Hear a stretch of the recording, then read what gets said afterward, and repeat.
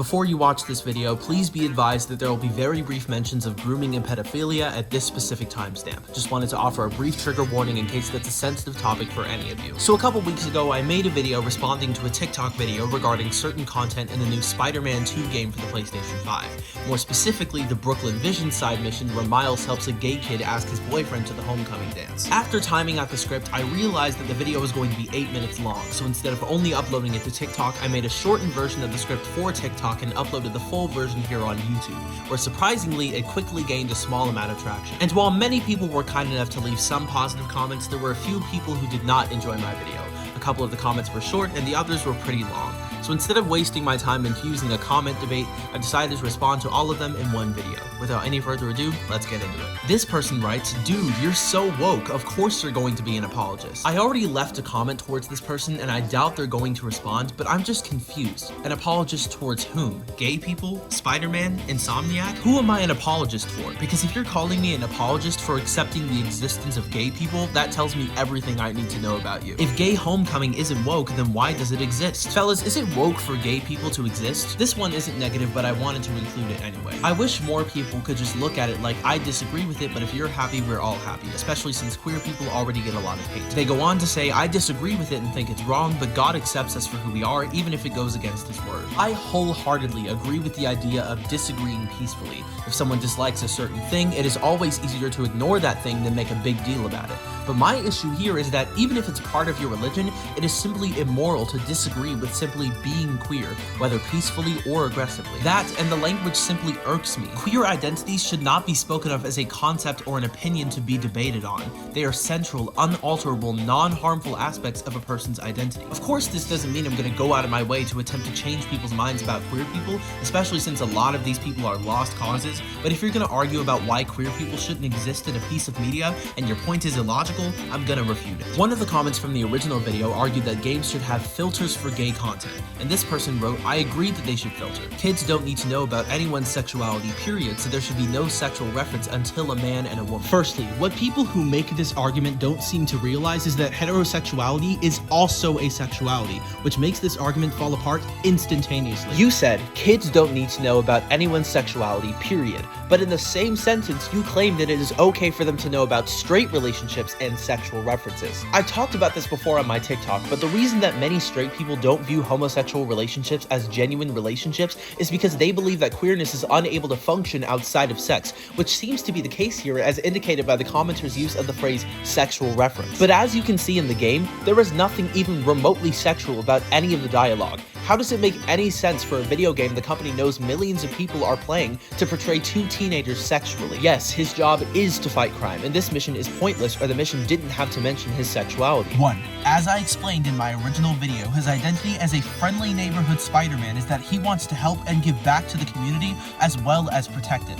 Adding content that establishes character isn't pointless, and if you disagree or dislike it, either don't play the missions or don't play the game. And 2, nobody's sexuality was expressly mentioned. They are simply existing. How many times am I going to have to say this? Children play this game, so the idea that you're okay with it means you promote grooming, and since I'm sure you have no kids, you don't understand, so this conversation is pointless, and that's a reality. 1. Accusing me of promoting grooming, and especially because I accept queer people simply existing in a video game, is not something I take lightly. Not just for my sake, but also because it actively contributes to the bigoted notion that all queer people are inherently predators and perverts. And to add to that, by the exact same logic, teaching children about heterosexual relationships in any capacity is also grooming. Secondly, just because I don't have children doesn't mean that I don't understand that children don't deserve to be groomed. And lastly, even in the case that this conversation had anything to do with children whatsoever, me not having children would not disqualify me from participating in this conversation. And according to your logic, there are a good portion of people that are on your side that would not be allowed to join the conversation either,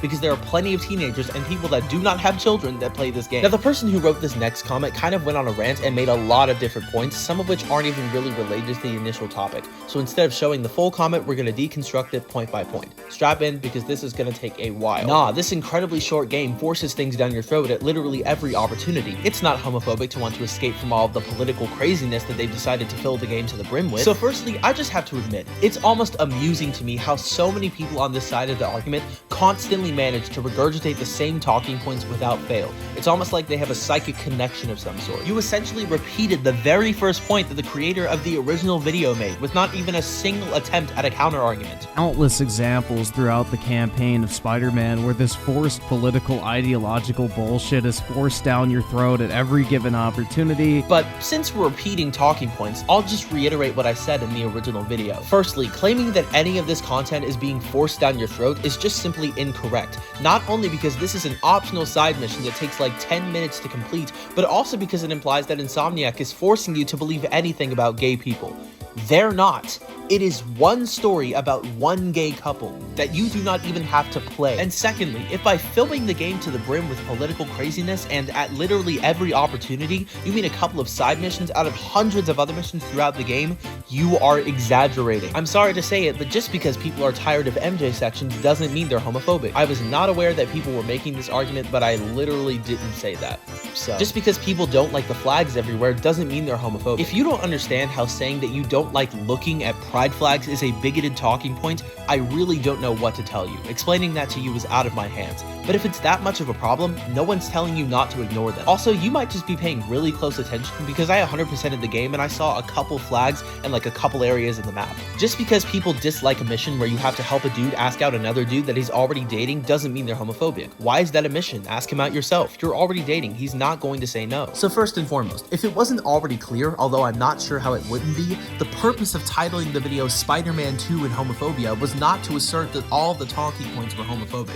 I titled it that because the majority of the main talking points were either blatantly homophobic or rooted in homophobia. There were others that were either related to other things or simply just illogical. I realized that not all the people that disliked this particular side mission disliked it solely because of the gay couple. Also, not that this is relevant to the conversation, but anybody who's been in high school, especially in the United States, understands that people like to go all out when asking their significant other to the homecoming dance. And even if it's already been established that they're going together, most people still prefer to follow the tradition and give or receive a special invitation. If you want to judge the way that people ask their partner to a homecoming dance, be my guest. But this is not a legitimate criticism. People are dying in the streets of New York, and the best way Spider-Man decides to spend his time is by helping someone ask their partner to homecoming. Skipping ahead to near the end of this comment, they say, also, so you don't misinterpret what I'm saying, Spider-Man could be a friendly neighborhood Spider-Man. There's just no point. If you dislike the fact that Spider-Man wants to help and give back to his community while also protecting it from threats simply because there's no point, then that's you. In the past games for each individual hero, the Spider-Man chase pigeons across the city, retrieve a runaway cat, and take a selfie with a civilian, despite the fact that they could just as easily have ignored these requests and focused on more life-threatening crimes. But we just crossed the line at helping someone ask a partner to a dance. The only reason is so Insomniac can go, hey look, we're inclusive, look how many minorities we have. Isn't this game great? Now, I understand that tokenism is a major issue with companies in the US, that is, using the small portion of minority representation they have and using it to present themselves as diverse, but there are a few things I'll ask you to consider. First, even if a company is, in fact, disingenuously promoting themselves as a company of diversity and inclusion, it is important nonetheless that we continue to encourage minority groups to be represented in the media, while additionally and separately criticizing companies for exercising tokenism. Second, correct me if I'm wrong, but there aren't really any signs of tokenism here.